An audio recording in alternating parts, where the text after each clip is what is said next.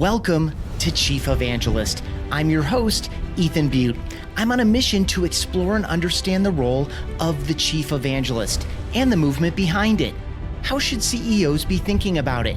How does it benefit the company? Which companies and markets need evangelism most? What is the work involved? What does success look like? And who's a good fit as a Chief Evangelist? That's what we're exploring at chiefevangelist.com and in conversations like this one. Today, we're learning from the WealthTech industry's first Fractional Chief Evangelist, and certainly one of the world's first Fractional Chief Evangelists. So we'll be talking about the excitement, emotion, and motivation that can be achieved through attention, magnetism, and intention, as well as the pros and cons of hiring and executing evangelism as a fractional service. Diana Cabrices, welcome to Chief Evangelist. Ethan, thank you so much for having me, for that wonderful introduction. And I am so excited to dive in. I mean, I've been following you and your work, and it feels very surreal to me to be on the podcast today. Love it. You were, I really enjoyed where you were when we first connected and where you are today. As this episode releases, you will already have launched the first Fractional Chief Evangelist service in that industry. And we're obviously going to spend a lot of time in that, but I want to start with the most important job of an evangelist is you go out and start talking with people about, hey, I've got this Chief Evangelist service for hire. What are some of the most important elements in starting that conversation with folks? Yeah, so I'd say first and foremost, I'll start with this. Every chief evangelist, I feel, is going to have a different talent. And so that's going to lead to different outcomes. But in my world of, serving up as a fractional chief evangelist, I think the most important thing and job of an evangelist is to evoke emotion, and more specifically to excite people. And that in turn is going to motivate them to take action. Well, whether that's, purchasing your product or going to learn more about it, or using your product and adopting it in a better way than they were previously. So from sales to customers to partners and prospects, the main goal is to evoke emotion that then turns into motivation, which we know builds loyalty for the product, builds trust with the people. Through evoking emotion, you can only really do that human to human in many ways. And so it just leads into all these greater things that most people would answer this question and say, like, demand generation for the business, or again, better product adoption. And it all starts with evoking emotion. Love it. I agree regarding emotion. I just read a really interesting piece today that tried to bridge the gap between emotion and motivation, saying emotion wasn't enough. But I thought that it's such a particular thing. I mean, they're cloths of the same thread. Like I don't think you can peel them apart or separate them. It's not even a knot. They're the same thing, I think. And if they weren't, then a machine could do these things. But You mentioned human to human. Spend a minute on that. Like, why is the human element so important? And perhaps even more specifically, why is it so important in the space that you're in? Yeah, well, when we work in the technology world, especially post-COVID, right, a lot of us have become disconnected, or, we're dealing with cold experiences versus warm and friendly. Everything is so instantaneous. And, now many SaaS companies, you can sign up and purchase and buy a product within a few minutes without even having talked to an employee or anyone at that, organization, be it a customer or be it an employee, to really build that connection.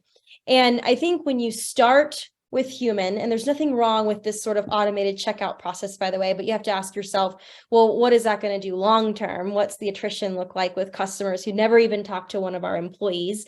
Going back to that, starting with human to human, it builds that relationship. And as I said a moment ago, it builds that trust, especially when you have a human that really understands your problem, that can talk to you and relate to you and almost pull it out of you, things that you as maybe a customer or a potential customer may have not even recognized yourself.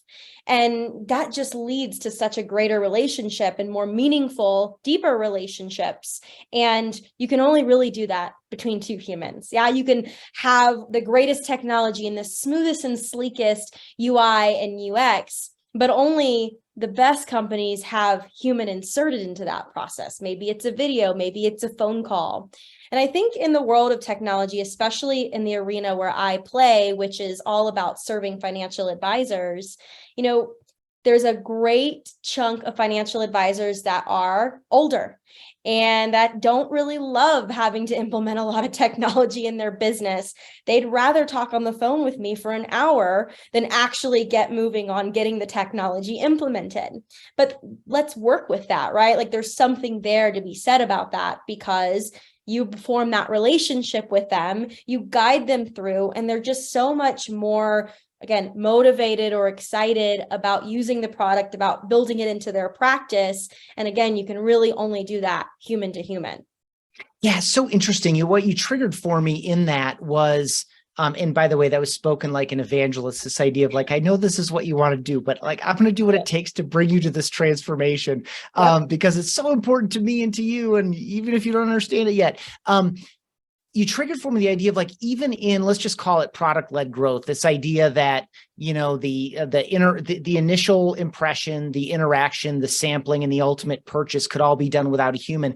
I still think in that motion, the role of an evangelist perhaps could even be elevated, because whether it's a webinar or a stage presentation or some other kind of interaction with a human representing the problem, representing the product at some level, and creating the pieces to kind of close some of the gaps and to create some of that excitement and to provide that forward momentum to carry you through this otherwise, non-human experience, can play a really valuable role. So I love your commitment to going fractional. I think it's super interesting. I'm excited for you. And B, I love the story behind it. And so to the depth that you want to, please share, like, from your first impression of like, oh, evangelism, I didn't know that was a thing, to, I think I want to be a chief evangelist, to, I think I'm going to need to be a fractional chief evangelist. I think that's my best path. Like, break that down for us. Stop wherever you want and I'll get you back on track. But like, your story is so compelling. Your passion for it is magnetic. I guess I'll use a word, that word that's come up already. And I'd love for you to share it with folks that are listening. I'd love to share. And if you're listening, sit down, grab a coffee, because this one might get a little long. And Ethan, keep me on track.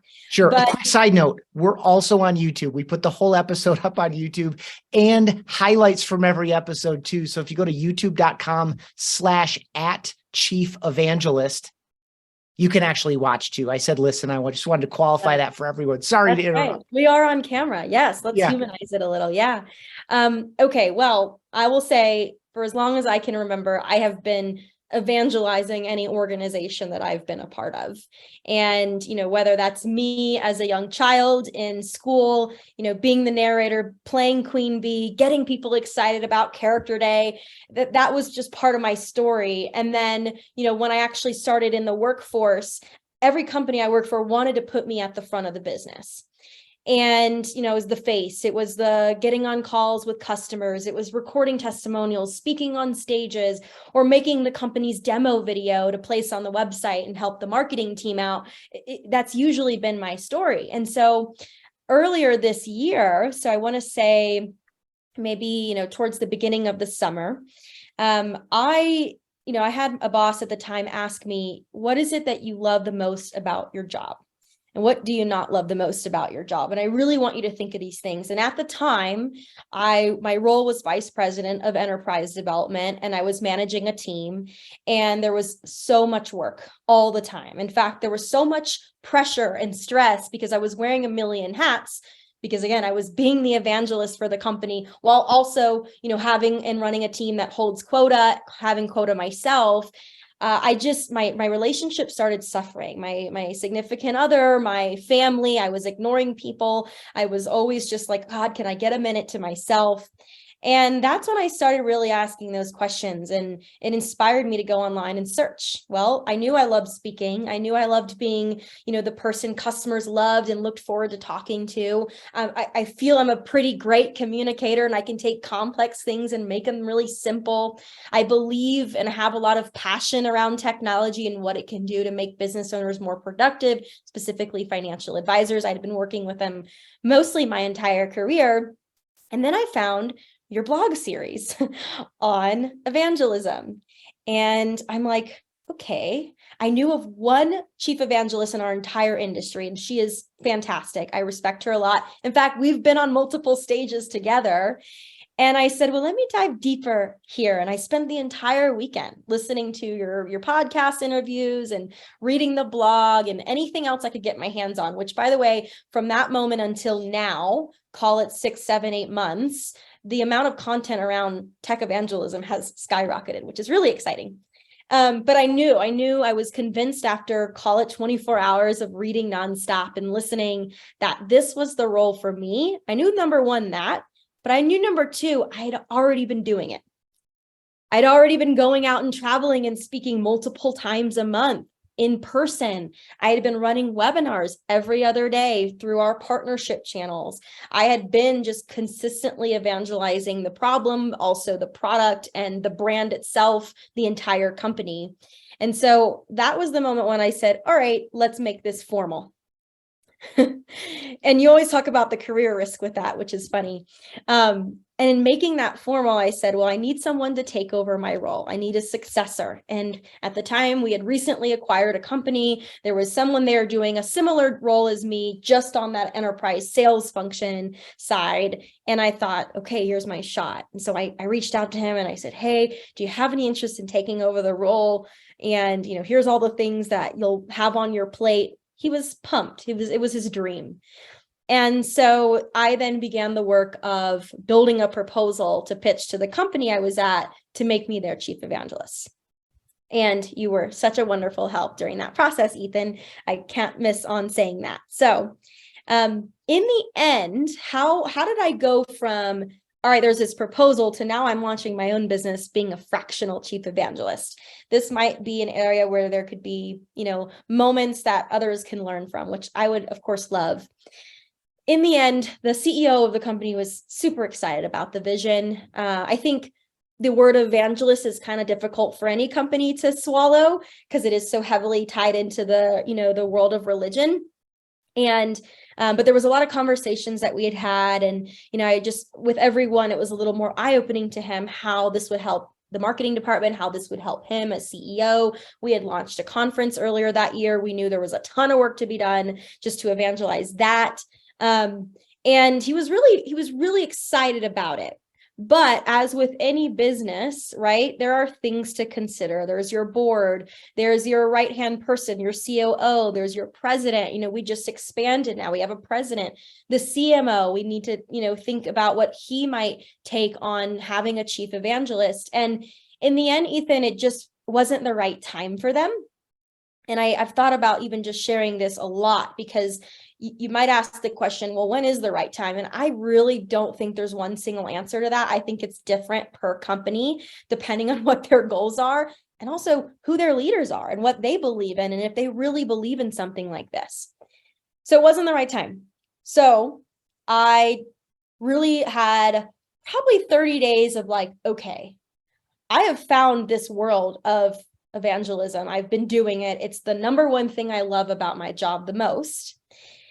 But I am being told that it's not going to work right now, and I need to stay doing XYZ. And I just didn't want to do it. I just didn't want to do it. I just knew, no, I can't let this get in the way of this mission. It's almost like I feel like I'm on a mission with this whole thing. And so I resigned from my job, which was probably the craziest thing anyone would ever do, especially the company I was with. We have a great brand, and a lot of that is because of the evangelism. Looking back, definitely not the only thing, but a lot of it is. And I just knew in my heart, all right, it's time to go out on my own. But I also knew the risk, right, involved with trying to just get latched onto one company and be that one chief evangelist for that one company. There's risk. Clearly, there was a risk in me, giving my role away and jumping at the opportunity of trying to convince them to make me chief evangelist full time. But I think there's a lot less risk when it's fractional, when it's, hey, you're not doing much evangelizing at all. And, this isn't every company, but for the ones that are good for me. But what if you started with just a little bit of evangelism, right? And then we got to start and see, okay, what kind of traction is this creating? And so that is the biggest purpose of my business model today. It's, number one, I don't have to latch onto one company, and that hedges risk for myself. But also, not only that, I work in a very niche industry. And what this company is doing for advisors and this company is doing for advisors, it likely complements one another. And so there's this beauty in being able to serve maybe 3 or 4 companies at one time, constantly amplify their story, the problem that they're solving, and then even tie them all together in a way that makes sense to the end person, which is the financial advisor. Okay, so much there. And I'm going to try to recap it so that we don't lose these things. Just your own observation, which I've not been doing that work, but just the rise of tech evangelism. I think maybe we'll end there about a future orientation, because I think you observed in searching and discovering and trying to validate your own instinct and ideas, probably the same thing that I was feeling. That was I feel like now's the time to start this podcast because people want to talk about it. People want to hear it. There's a lot of conversation around it. I also really appreciate this idea of when is someone ready? When is someone not ready? So we'll talk a little bit about that, but I guess I'll go at that from a slightly different angle. I really like this idea of testing out evangelism in a fractional way as a way for a company, not just you, but for the company to explore it. And I could see, after a 6 or a 12 or a 24-month engagement, you might you might help them find the right permanent person. Or I could also potentially see a scenario, maybe not, where you're so enamored of everything going on there and you're so bought in yourself that you become that person. So just spend a minute on, because I know we're recording this in December. This is releasing, I think, in February. So this will already have launched. I know that you're already out there talking with people. I know that you've already got some positive commitments. Yep. Talk a little bit about how these conversations are going and how warm do you feel like this idea already is in the market and you're going to close a gap that exists versus how much you're going to have to evangelize for evangelism in order to get momentum and allow people to try this out and figure out whether the time's right for them and what the right fit is for them. Yeah, I think it'll definitely be a blend of the two and a balance. So far, conversations have been pretty positive. Now, if I were to have launched this in the greater technology or greater world of technology, I may not have that same response right now. But I am launching this in a niche industry where I spent the last 6 years in very much the public eye. And so I'm well known. And so when you get that, tackled on, it's almost like influencer marketing mixed with evangelism marketing. And I know some evangelists really hate to use the term influence, but there's a lot of that. And so far it's been, well, you've got distribution, you have the network, and you've worked with thousands of advisors over the years. You're constantly talking to them, understanding their business model at all of these events. For them, it's a no-brainer to have, that one person carrying the torch and lighting up the market. So far, positive, but I do attribute that a bit to just the influential side of it. I think as we go deeper from the initial conversation, and this is just, based on conversations I've had in the past week, yes, there's going to be more of okay, let's remind ourselves why this is important, right? We got really excited in the beginning and you have a beautiful pitch deck and you clearly know how to communicate, but can you help us, remind us how this ties back into revenue goals or, any of the other company goals that they might have, which always point back to revenue. And so there's that educating. So it's a big component of it. But the negative wise, I haven't really received it yet. I just might not have had that many conversations. I can imagine people objecting to, well, you're going to dilute your voice. You're only going to, you're going to talk about us and then you're going to talk about them. But that's where you have to be very intentional with evangelism. And that's why they say, if you just evangelize unintentionally, you're not going to get the same efforts as if it were intentional. So we look at, well, I spend Mondays doing this, Tuesdays doing that, Wednesdays doing that. And then again, finding kind of that common thread for the end user, which is financial advisors. And I think it's going to work well. And I'm hopeful it will work well. But so far, it's been pretty positive.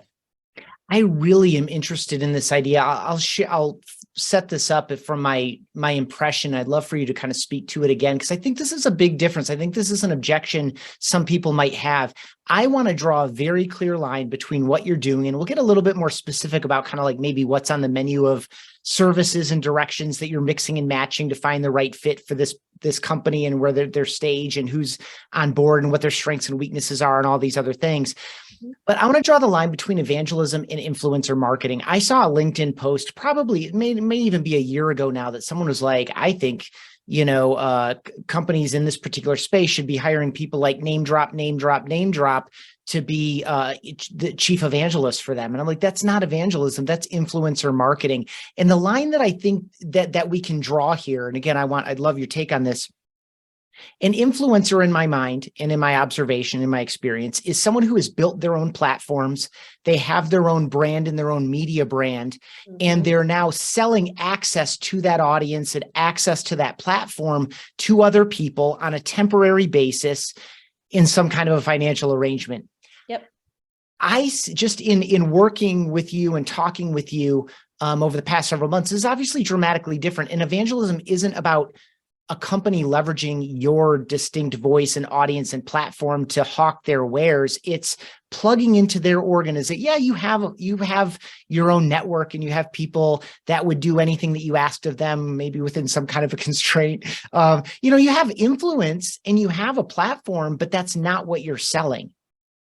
Nope, it's not what I'm selling. I mean, I think it's important. I think it makes it more attractive for any of these tech firms, but you're right. It's not what I'm selling. I am selling my knowledge of their customers and their pain points and their challenges, and the fact that I've worked with them for as long as I have, and I have a deep understanding of that.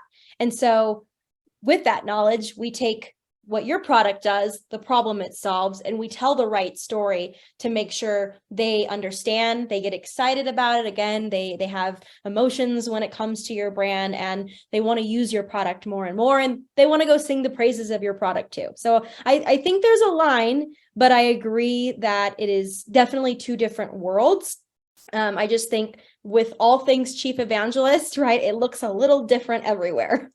Totally agree with that. And that's the joy of this, of hosting this podcast and having all these different types of conversations. And by the way, for folks listening in, for you, Diana, because I don't think it's released by the time we're recording this, but episode 7 with Yvonne Hyman, she's doing it's not fractional. It's a completely different angle, but she's also outside the company, but doing work on behalf of companies like Agora, Pulse, and ClickUp. So if people are interested in this whole dynamic that we're talking about here, episode 7, we talked about it in a different way then. And that's why I qualified one of the world's first fractional chief evangelists. I'm like, I don't know if they call themselves that, but people are definitely in this zone for some of the reasons you've already mentioned. I also want to try to draw a line between like a branding and marketing consultant, right? You're not just developing messages, you're also bringing them to market, which is this is this unique zone in between. Like, it has maybe some elements of influencer, but not as many, I don't think. You're definitely helping them with some branding and marketing work, but you're not plugging into their marketing team. You're actually bringing this to life, voicing it, and embodying it, which is a unique angle. So maybe, I guess, to the conversations you've had to date, talk about how you've described the gap between, or not the gap, but the difference between evangelism and kind of traditional marketing, branding, or even sales work. Yeah, so this is an important one, because I've had a company say, well, we have no marketing team, so we need your help. And that scares the crap out of me. Totally. Yeah, I'm not a full-blown marketing machine. And that's called a fractional CMO. Yes. And there are tons of those. There are, and they're very important. And I would say, complement each other in so many beautiful ways. But yes, defining the messaging, defining strategies around how we'll get to market, how, what social channels we're going to play and what conferences we're going to go to. That's all very important. And that's an important part of what an evangelist should do for any company, because it's all about evangelizing through these channels. But it's so much more than just doing that. I like to think of it as, your marketing team is more of the operational platform and the brain, and they're going to execute, and they're going to publish, and they're going to schedule, and they're going to run campaigns, and they're going to make sure, the qualified leads go in and hit the sales funnel. Those are all very important functions of marketing.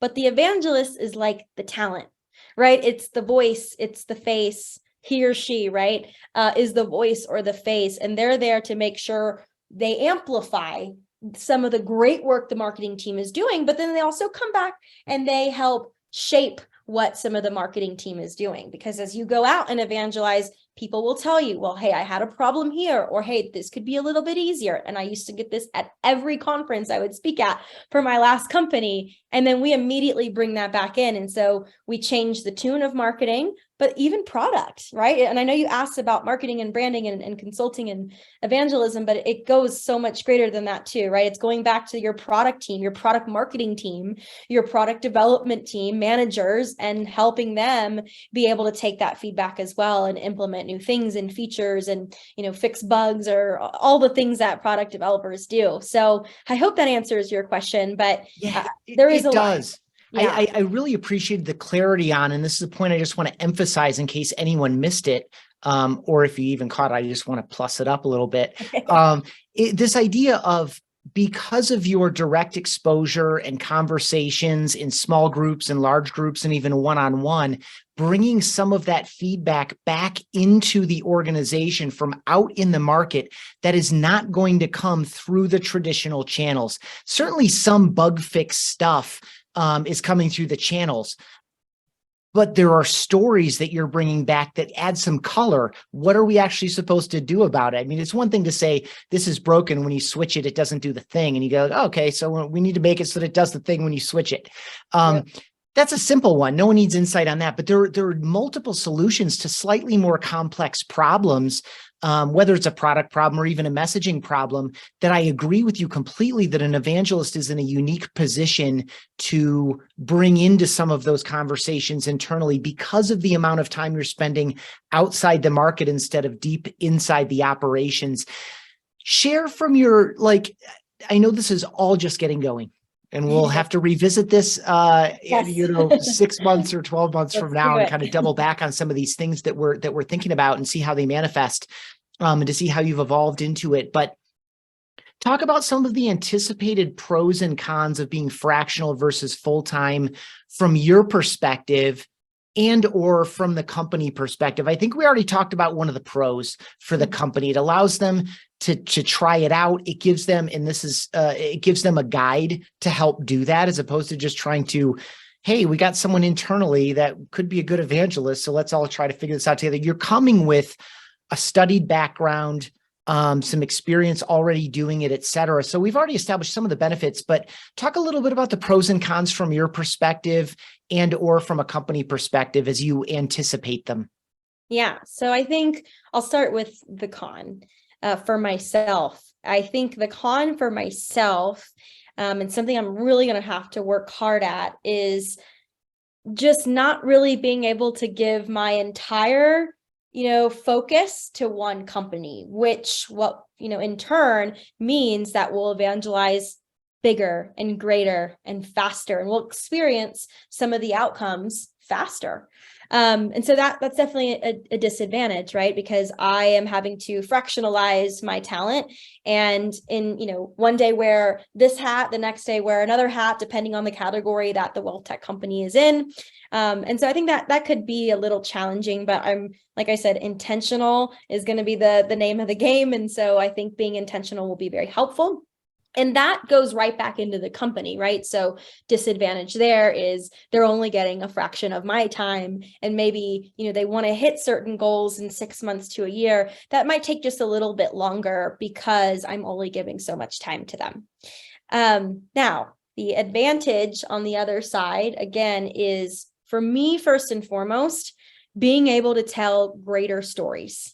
So not just the story of this one tech platform when there's over 800 in WealthTech, and advisors probably need to be paying attention to at least a good chunk of them, but also being able to go and say, well, I know you have this problem too, and there's something really incredible that you need to know and understand about this technology company or whatnot, what have you, this process, this framework, if you will, that you should be implementing to help you with that. And oh, by the way, the way that all connects is just going to make you more productive in general. So I think there's a really big advantage to that. In fact, I'm really excited about it. I've never considered myself as some sort of journalist or anything in that realm, but being able to get out there and start telling more of those stories, not just for one company, but for many, I think will be really gratifying, and it's going to be really, really helpful. So disadvantages, advantages. Now, let me think about the advantage to the company, because it depends on the type of company, right? There's smaller companies.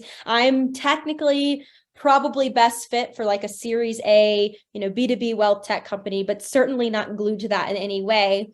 I believe every great company deserves an evangelist, be it tech or not. But I think the advantage to the company having me fractional is really going to be best for those companies who've never really done this before, who don't really have a personality, if you will, in their brand, who haven't humanized their company enough, their sales pipeline, their workflows, their customer experience, could really use some of that human to human connection. And instead of them having to swallow that entire evangelism pill, they're just swallowing a little fraction of it. And I think that's going to be really powerful, because it's going to give them a taste of what a function like this could do in their business. They'll hear it themselves. They'll see what customers are saying. The testimonials will come in. We're going to be spotlighting them. They'll see what that does. And in my eyes, it's magical, but I know that sounds super woo. So I try to stay away from that word in business conversations, but it is. And so it's just an easier start for them. Really appreciate that. And I want to double back into one of your advantages for yourself. And I think that also is going to be an advantage for companies. I think the more you do this work for, 2 or 3 companies, and you've create the space, or maybe the commitments, one of them lapses so you can create space. I think the more that you do that, the more value you're going to add to each one of those organizations on the kind of strategy, messaging, storytelling, because I think you're going to develop an even deeper ecosystem view than anyone would operating from one perspective inside one company, seeing, there's this, it's trite to say, but the idea of like everything looks like a nail to a hammer. I think the idea of being more of I can't believe I'm walking this analogy out, but a Swiss Army knife, you're going to bring more opportunities to these companies because of the different perspectives, the depth of understanding, the interrelationship between the tools in a way that you wouldn't have if you were committed full in. Mm-hmm. And I think that's a benefit both to the company and to their customers and their potential customers. Did that trigger anything for you? Or you can just say, you can tell me how bad that analogy was. No, the analogy was great. It just resonates with me, and it just gets me thinking, honestly, because I'll say one big problem we have right now in our industry is so much technology is just, it doesn't talk to each other. It's not integrated in any way. And then you expect advisors, we're like throwing new technology at them every single day. The fintech map has exploded, yet they're expected to adopt these tools and nothing's speaking to each other. And so they lose interoperability, which we know is very important to be productive, and they end up being less productive, which is the opposite of what any end outcome or goal is for technology. So I almost think that word opportunity that you said, it really just struck a chord, because as I start, evangelizing these different companies, imagine what kind of opportunities that brings in across the vertical of these companies to think about, well, Diana's telling some good stories, and we can see the feedback is really positive. What if we added a little integration here or there, or in some way we connected the dots between what we do and what they do? And, partnerships are a big play in our industry. Everybody wants to, partner up, and the alliance, having alliances is really important. So I see opportunity there for sure. Yeah, me too. And it's partly your network and your relationships. I think it's also, no one is going to hire you, and you're not going to probably present the opportunity to be hired to companies that you don't have at least some pretty significant values alignment to. I guess talk to that angle. We haven't talked about that yet. I think now that I'm thinking about it, I could see that being an objection of someone imagining this working or not. you know, there's going to be some standard that, you know, we've heard a variety of expressions. I'm thinking of something like the no asshole rule, which is like, don't ever hire them or don't ever work with them, you know, but, you know, like setting that aside, I think that's about as about as much discrimination as there is around this. Evangelism is a different level of commitment because it is the intersection of who you are as a person, whatever personal brand you've built, and someone else's brand, and it really needs to work both ways. And so there's going to be a lot of sensitivity there. I would assume that you'd be welcomed into a lot of companies in the space, but talk about any thoughts you've had around this kind of values alignment and who you'd be willing to work for and who you wouldn't, who you would be a good fit for and who you wouldn't, not necessarily in terms of qualities or actually personal values that you carry, but just conceptually. I mean, this is a different level of commitment than hiring someone for a 6-month, you know, consulting contract to improve your sales process. Yeah, It's a whole different thing. It's so different. It's very personal. It's okay. We're going to like entrust her with carrying this torch. And that is, you know, maybe hard for some CEOs to really even accept. I really think that, you know, first and foremost, category exclusivity is important because you don't want companies saying, well, you know, she's evangelizing my technology, but then my competitor just hired her to do the same. That can't ever be a world that exists for this type of work. So category exclusivity. So as I create these categories, I ask myself, well, there's plenty of categories in the space. But when you really simplify it down, maybe there's 10 or 12. And which ones do I really believe in? But more so, where do I have alignment? And with everything that we're doing and what I'm even passionate about, right? The work of evangelism, the work of humanizing the brand, the work of just adding in more emotion into business, because we know what those outcomes are when you do that.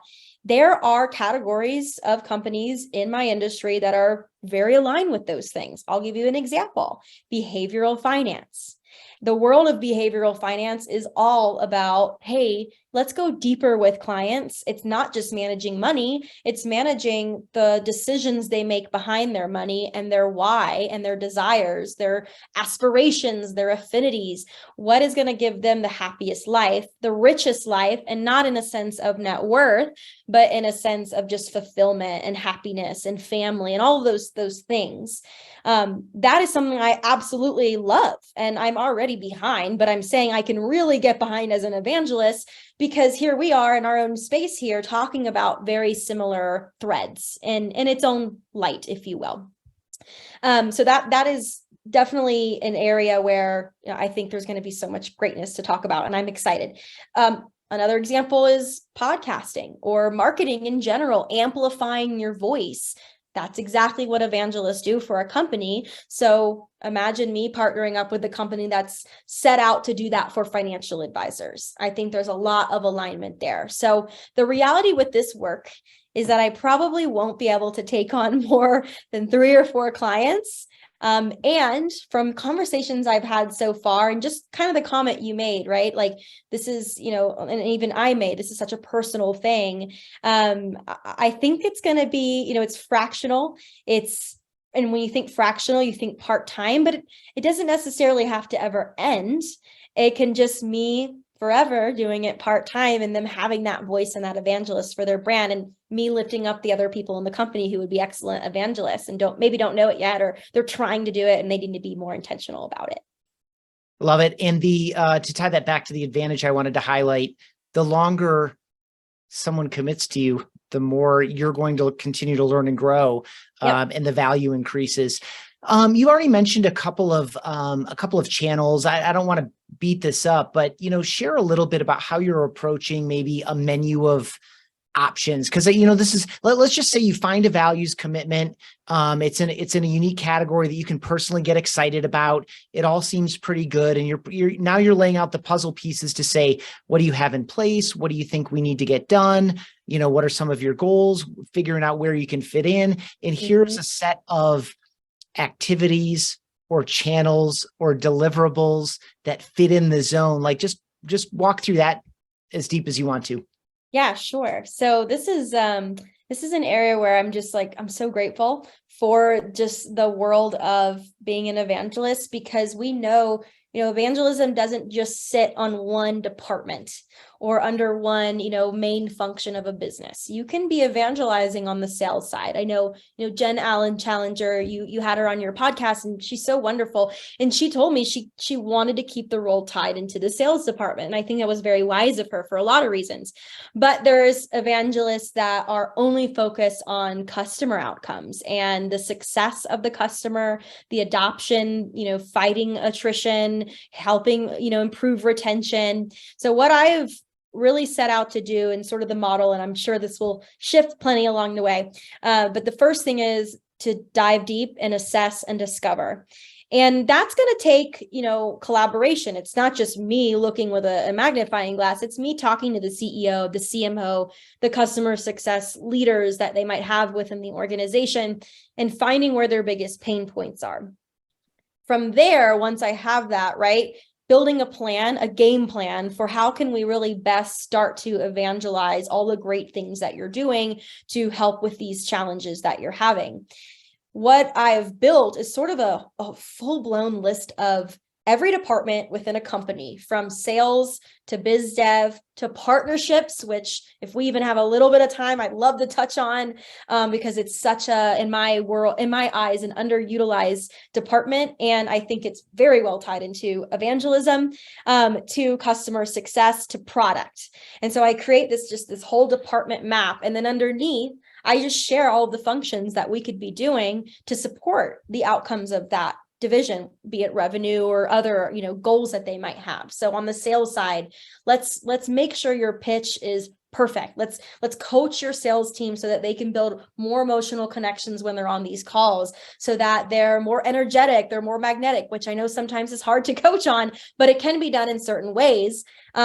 All the way again to customer success, right? Hey, what's a webinar strategy you have right now for your customers? Are you connecting with them? What's the community that you've built? So it's almost like cherry picking, depending on what the organization's needs are, but you serve it up in a platter up front, because what that does is shows them this is really big. This is not just a chief marketing officer. This is not just a chief revenue officer. It's like a step above a chief growth officer in a way. And I hate to use the word above, but there's things happening all across the org, and it's going to be very individual. I love mapping it across the teams and departments. You could probably also map it across the customer lifecycle in the same way. I also like that you brought in the idea of internal evangelism. We haven't really touched on that here, but there's certainly plenty of opportunity there. And I'm sure you're talking about it when you're laying these opportunities out in front of people. But I would love to hear your thoughts on partnerships. Okay. All right. So I was thinking a lot about some of the challenges I had. So I was, VP of Enterprise Development, and that split off from sales to strategic partnerships, which, was very challenging in a lot of ways, because you're fighting for, what are my goals today? But on the partnership side, which is, very much business development, right? It was really hard to attribute success. And we were doing all these wonderful things. We were evangelizing. We were getting our partners to evangelize. We built a partner program from the ground up, and we went from 5 distribution channels to over 75 distribution channels in 3.5 years. And it was like, again, it was always kind of, well, what's the ROI? Or, well, how many sales did we get? Well, partnerships is more of a demand generation play. So, we can look at sales, but, there's this long drop down of how'd you hear about us? And they're probably never choosing the right one half of the time. And so that's not going to help us in any way. But that, going back to that magic, right? Like, we saw the just total transformation, and we started doing exclusive webinars for every single partner. And once a quarter, Diana would come on and she would evangelize, and she would talk to your customers and people who were thinking about maybe becoming customers. She'd connect the dots. She'd position you as a thought leader at the same time. And man, Ethan, like, I don't know how to put it, but there was a lot done there. We 10x revenue in 3 years. I'm not saying it's all because of that, but I think there's a correlation here between how difficult it can be to attribute success to evangelizing. Also in the same realm, the world of partnerships and getting people to talk about you and evangelize your brand for you and what that can do. But it did a lot of wonderful things. I'll say that. You are so well equipped to be on this mission that you're on. I'm so excited for you.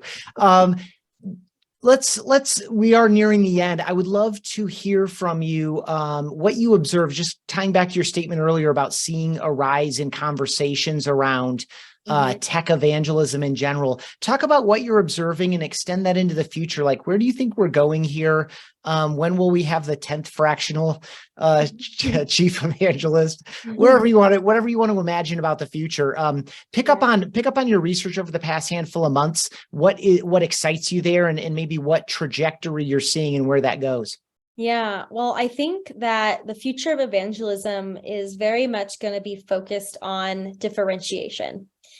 And we all know in today's day, especially myself, having just come from working for a marketing company, a MarTech company, that if you are not constantly evangelizing, and we can replace that word with talking about, right, the value of what you bring to your world, to your customers, then you're missing out.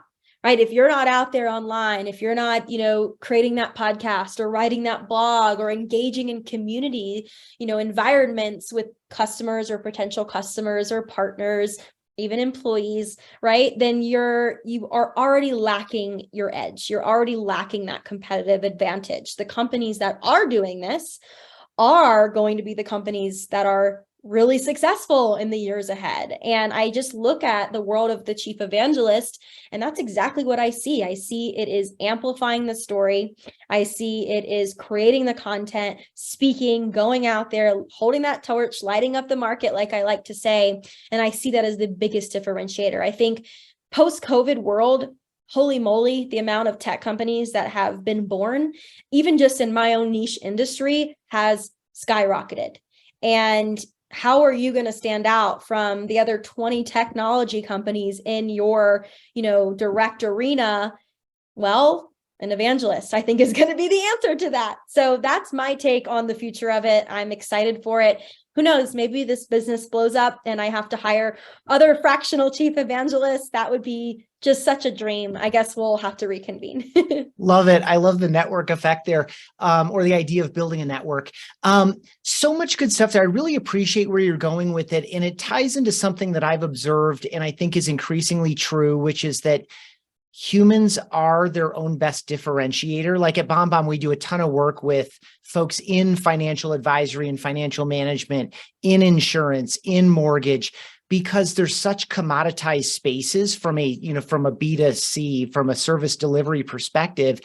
And who you are is so fundamental to what you provide. And there are more differentiating aspects for software, like you already mentioned, like UI and UX, for example, and what is the product experience and how intuitive is it, and all. There are other ways to differentiate, but I still think on top of all of that, the human embodiment and the human expression of what you bring, how you are different, your point of view about the world, the way that you're approaching this, like you've described a number of ways, like a category, I guess we'll call it. They're all approximately trying to address the same problem or opportunity, but where you're coming at that problem or opportunity from and the way that you're solving it and what it feels like to solve it that way with you is the differentiator. I think I'm with you 100% on the idea that putting a human in front of that and allowing humans to experience that message in multiple formats and multiple channels, including straight out of a human being's full body and full spirit. I'll go super woo with you on that. I think it's a thing. So, okay. Last question for you. It's a fun one. Okay. What is something that you find yourself evangelizing in your own personal life, or perhaps that a friend or a family member has accused you of evangelizing? That's funny. Oh, I like this question. Well, I'm constantly evangelizing health. So, before I got into financial services, I worked in, herbal health stores, like natural foods and supplements. And I was just, I went to business school and I was reading naturopathic medicine books all day long in my classes. So I'm a big fan of getting to root problems funny enough. And I am always thinking about, well, something's not feeling right here. Let's dig deeper there and understand why, whether it's the liver or it's your kidneys or just stress in general. What can we do to really like tone that down a bit? And I turn to just an incredible line of herbal supplements. I'll give a plug to Organic Olivia. She's one of the best herbalists I've known. I've been following her for over 10 years. And anytime a family member or even a friend has a problem, I'm like, oh, you need some liver juice. And so they all like laugh and call me Dr. Diana, but I evangelize health and just getting to root problems. Yeah. That is so good. I'm glad that I asked that. And that's a topic for our next conversation, which will not be a podcast episode, I don't think. But I have a lot of questions and stories around that. I love that you just shared that with me and with everyone listening and watching. If people want to connect with you, they want to learn more about what you're up to, they maybe want to learn more about the service that you're bringing to market, where would you point people to follow up on this?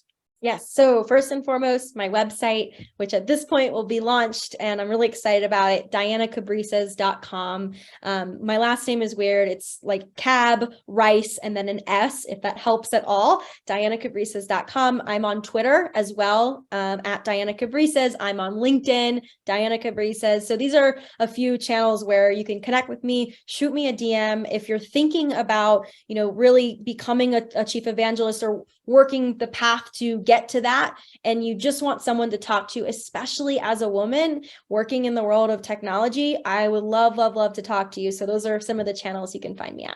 Awesome. Definitely reach out to Diana, hit the 30-second back button and write those things down, or wherever you're listening to this podcast, I'll link all that stuff up as well.